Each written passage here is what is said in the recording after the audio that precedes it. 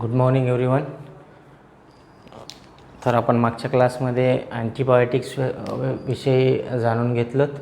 Antibiotics काय असतात, अँटीबायोटिक्सचा role काय आहे आणि अँटीबायोटिक्स किती टाईप्सच्या असू शकतात, तर हे आपण पाहिलं होतं, राईट.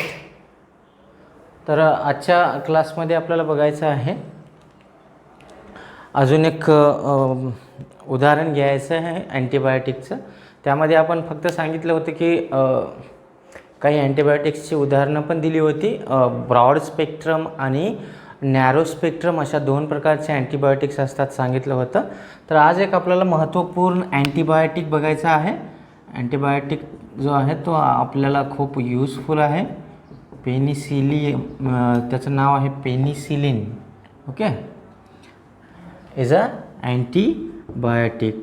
अँटीबायोटिक आहे हा एक प्रकारचा. Okay, penicillin is a chemical compound or is an antibiotic which is obtained from fungus called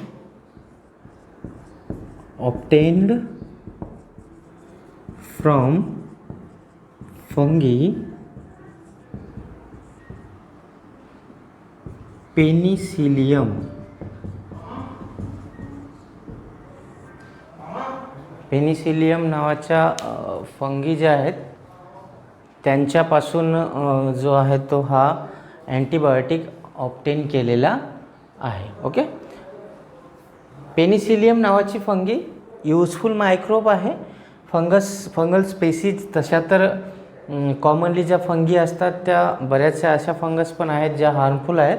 आता ते हार्मफुलमध्ये आपण बघणारच आहोत, बट आपल्याला आजच्या व्हिडिओमध्ये, आजच्या क्लासमध्ये पेनिसिलिन जे एक अँटीबायोटिक प्रोड्यूस केलेलं आहे त्या सायंटिस्टचं नाव आहे, आय थिंक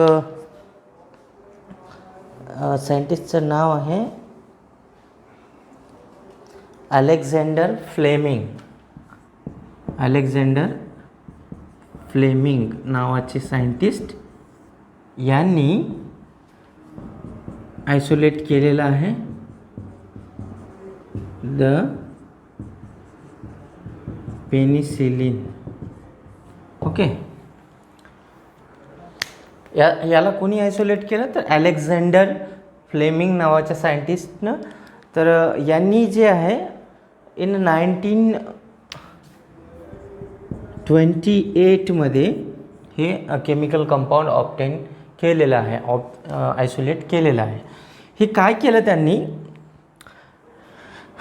कल्चर केला बॅक्टेरियाचा, बॅक्टेरियल कल्चर. ओके, त्यांना बॅक्टेरियाचं एक कल्चर करायचं होतं. बॅक्टेरिया त्यांना ग्रो करायच्या होत्या. याच्यामध्ये सपोज करा हे आहे petri dish. Okay, petri dish आहे ही.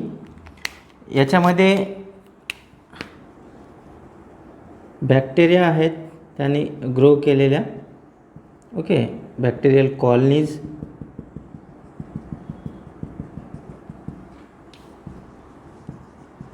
बॅक्टेरिया. ओके, बॅक्टेरिया कोणत्या होत्या, त्यांनी कोणत्या बॅक्टेरियाची स्टडी करू लागले, ते करू लागले. नाव आहे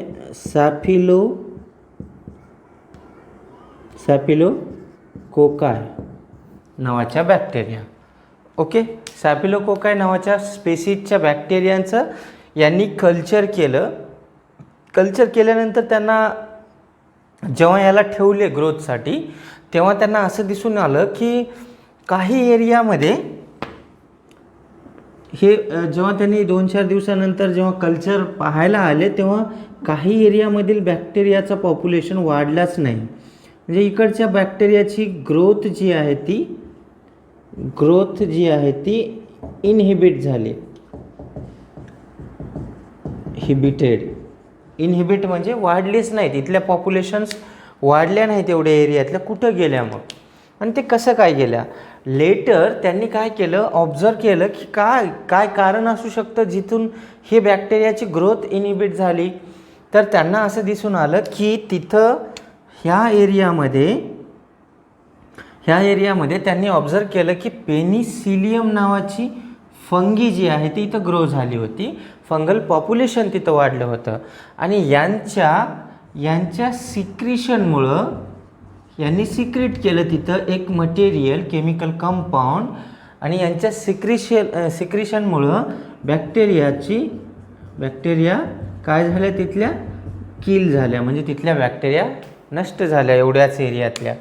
तर याच्यावरून काय लक्षात आलं त्यांना की हे जे पेनिसिलियम नावाची फंगी इथं ग्रो झाली, ज्याच्यामुळं त्यांचं कल्चर जो होता तो अर्धा ग्रो झाला नाही किंवा तिथल्या बऱ्याचशा बॅक्टेरिया किल झाल्या. तर याचा अर्थ काय आहे की हा केमिकल कंपाऊंड पेनिसिलियमपासून आयसोलेट केला, म्हणून त्यांनी पेनिसिलिन नाव दिलं पुढं.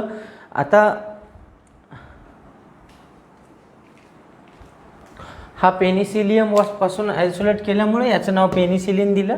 आता हा केमिकल कंपाऊंड जर अशा पद्धतीने मायक्रोब्सना किल करू शकतो, ते पण बॅक्टेरियांना, तर याच्यावरून समजलं की जर सपोज करा की आपल्याला एखाद्या मायक्रो ऑर्गॅनिझम्सपासून डिसीज होत असेल आणि तो मायक्रो ऑर्गॅनिझम आहे हा स्टॅफिलोकोकाय बॅक्टेरिया, तर मग आपण काय करू शकतो की तो डिसीज क्युअर करू शकतो हा त्यांनी सिक्रेट केलेला केमिकल यांना देऊन, यांच्या अगेन्स्ट वापरून.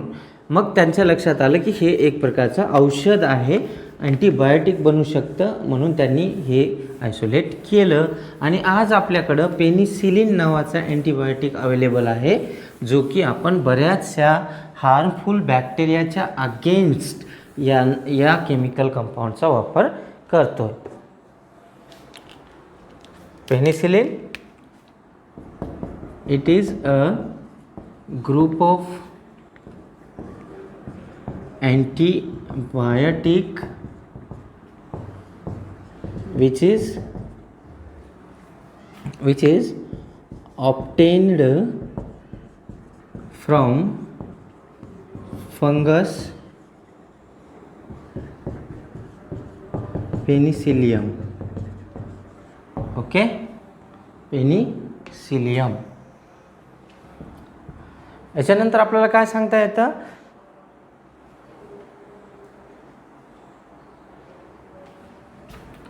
Penicillin is used to control the growth of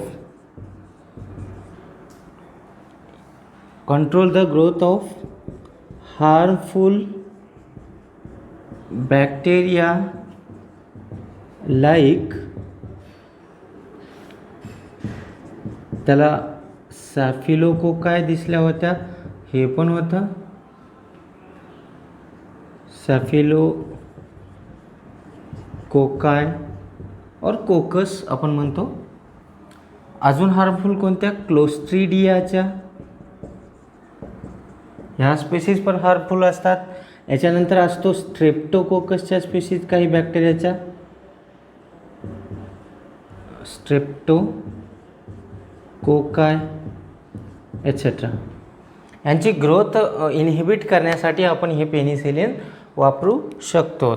okay, penicillin it is used to cure the various infections through infections caused by bacteria on skin, throat,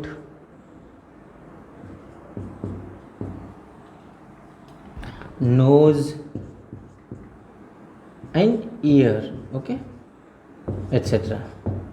अशा प्रकारच्या कानावरती हा किंवा थ्रोट इन्फेक्शन असेल, नोजमध्ये इन्फेक्शन असेल, तर अशा प्रकारच्या इन्फेक्शन्सच्या अगेन्स्ट आपण या पेनिसिलिनचा वापर करून आपण तो डिसीज क्युअर करू शकतो. Okay, so this is about the antibiotic penicillin. Now we are moving towards one of the very important point, that is अँटीबायोटिकचा वापर करायचा तर कसा करायचा आणि अँटीबायोटिक्सचा काय फायदा असतो आणि काय नुकसान पण असू शकतो ते बघूया. तर पहिल्यांदा तर आपल्याकडं अँटीबायोटिक्स ज्या आहेत त्या बनवल्या कशासाठी, to kill the harmful microbes. बरोबर, अँटीबायोटिक्स आपण बनवलेतच त्याच्यासाठी की आपल्याला कुठल्याही हार्मफुल पॅथोजन्सचं इन्फेक्शन होऊ नये, जर झाल्यास त्यांना किल करून टाकू, हे रोल आहे. बट जर आपल्याला अँटीबायोटिक्स जे आहेत घ्यायचे आहेत तर मग आपण काय म्हणतो की कोणाची सल्ला घेणार आपण, तर विदाऊट डॉक्टरच्या इन्स्ट्रक्शनशिवाय जर आपण अँटीबायोटिक्स घेतल्या तर आपल्याला त्याचं नुकसान होतो. Okay, so before taking antibiotics we should take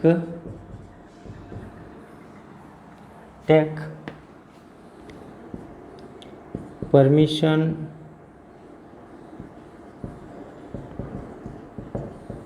or instructions given by doctors. Okay, डॉक्टर्सच्या परमिशनशिवाय, डॉक्टरच्या इन्स्ट्रक्शनशिवाय कुठल्याच प्रकारची अँटीबायोटिक मेडिकल स्टोअरमधून परचेस करायच्या नाहीत. स्टोअरमधून गोळी कधीच घ्यायची नाही विदाऊट, त्याला म्हणू आपण वर्ड वापरता येईल, prescribed by doctor. Prescribed by doctor हे काय असतं, म्हणजे त्यांची सल्ला कोणाचा, सल्ला डॉक्टरांचा घेतल्याशिवाय आपण कुठल्याच प्रकारचा अँटीबायोटिक घेणार नाही. राईट, हे तर झालं पहिला पॉईंट. याच्यानंतर कुठलीच अँटीबायोटिक, सपोज करा आपल्याला एखाद्या डिसीजच्या अगेन्स्ट अँटीबायोटिक दिलेली असेल आणि तुम्हाला 1-2 वेळा जर अँटीबायोटिक घेतली की तो डिसीज, समजा तुम्हाला फिवर होतं किंवा कफ होतं किंवा तुम्हाला कुठल्या तरी थ्रोट इन्फेक्शन असेल, स्किन असेल, तुम्हाला वाटतं आहे की कमी झालं आहे आपलं इन्फेक्शन, तर मग 2 दिवसानंतर तुम्हाला दिलेल्या आहेत 4 दिवसाच्या गोळ्या. कोर्स सपोज करा कोर्स आहे तो कोर्स फॉर 4 डेज, 4 दिवसाचा आहे आणि डिसीज क्युअर झाल्यासारखा वाटतोय किंवा तुम्हाला वाटलाच की झाला क्युअर विदिन 2 डेज, मग बाकीचे 2 दिवस काय करणार, तर मग आपण सहसा काय करत असतो की त्या